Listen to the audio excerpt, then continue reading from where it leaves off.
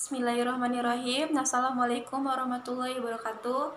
Perkenalkan, nama saya Juheti dengan NIM 181410200. Di sini saya akan menjawab kuis 1 tipe 10A dengan mata kuliah Pasar Modal Syariah.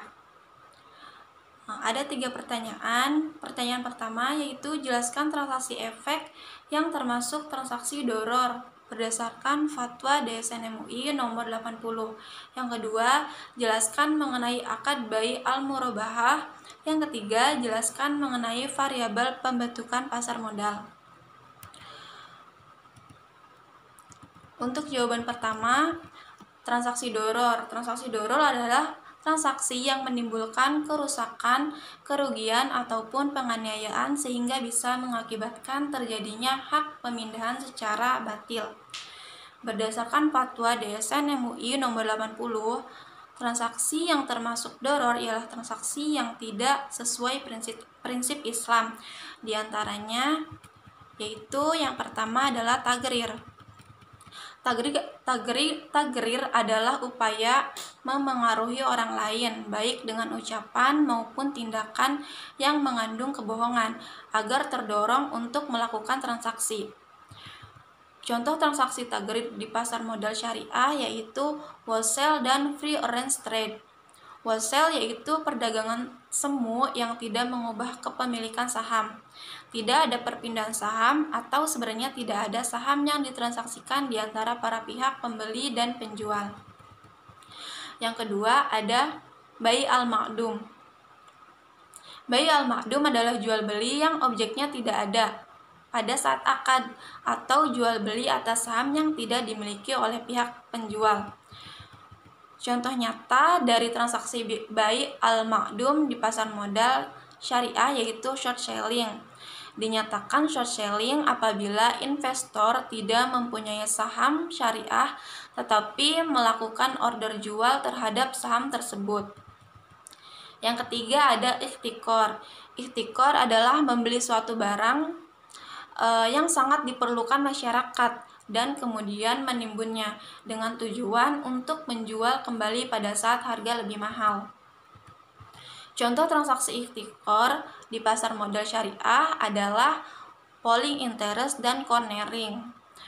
Cornering sendiri adalah memanipulasi transaksi saham dengan kepemilikan publik kecil dan biasanya dilakukan oleh pemegang saham dengan menciptakan penawaran semu atau seolah-olah terjadi order jual saham yang meningkat dengan harapan harga saham mengalami penurunan. Yang keempat adalah gaben. Gaben adalah ketidakseimbangan antara dua barang yang dipertukarkan dalam suatu akad, baik segi kualitas maupun segi kuantitas. Contoh paling nyata dari transaksi gaben adalah insider trading, yaitu transaksi yang dilakukan karena investor mengetahui informasi penting dari orang dalam atau internal perusahaan terlebih dahulu dibandingkan pelaku pasar lainnya. Artinya terjadi ketidaksamaan informasi yang dimiliki oleh investor. Yang kelima ada tadlis. Tadlis adalah tindakan menyembunyikan kecacatan objek akad yang dilakukan oleh penjual untuk mengelabui pembeli, seolah-olah objek akad tersebut tidak cacat. Contoh transaksi tadlis di pasar modal Islam adalah front running dan misleading information. Front running sendiri adalah ketika investor melakukan order transaksi terlebih dahulu dibanding dengan investor lainnya berdasarkan informasi yang diperoleh mengenai posisi order transaksi investasi lain. Yang selanjutnya ada misleading information. Jadi misleading information itu adalah menyebarkan atau memberikan informasi material yang tidak benar atau menyesatkan sehingga mempengaruhi pergerakan harga saham di pasar. Penyebaran informasi yang menyesatkan akan berdampak secara langsung terhadap pergerakan harga saham syariah di pasar. Yang keenam ada tanajusi atau najsi, adalah tindakan menawar barang dengan harga lebih tinggi oleh pihak yang tidak bermaksud membelinya dengan tujuan untuk menciptakan kesan seolah-olah banyak pihak yang berminat membelinya. Contoh transaksi najsi di pasar modal syariah adalah fund and dump dan creating fake demand or supply. Fund and dump itu sendiri yaitu transaksi yang sengaja diciptakan seolah-olah terjadi kenaikan harga saham yang cukup tinggi dengan melakukan transaksi pembelian semu. Dan creating fake demand or supply adalah transaksi palsu baik jual atau beli yang sengaja diciptakan untuk membentuk suatu perdagangan semu di pasar yang dapat menarik investor lain untuk ikut melakukan transaksi. Untuk pertanyaan kedua tentang bai al-murabahah.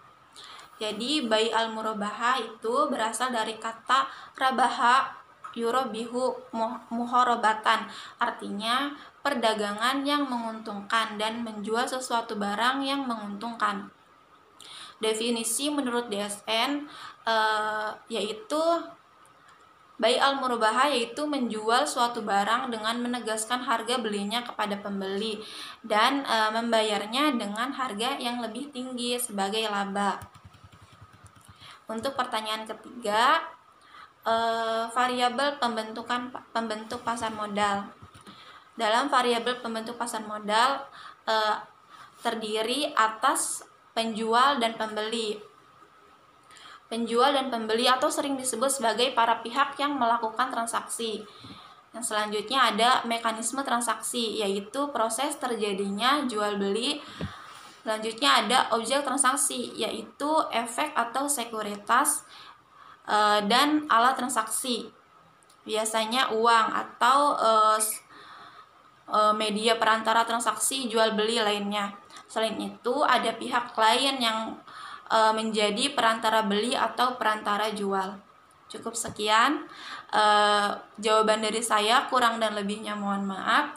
Assalamualaikum warahmatullahi wabarakatuh.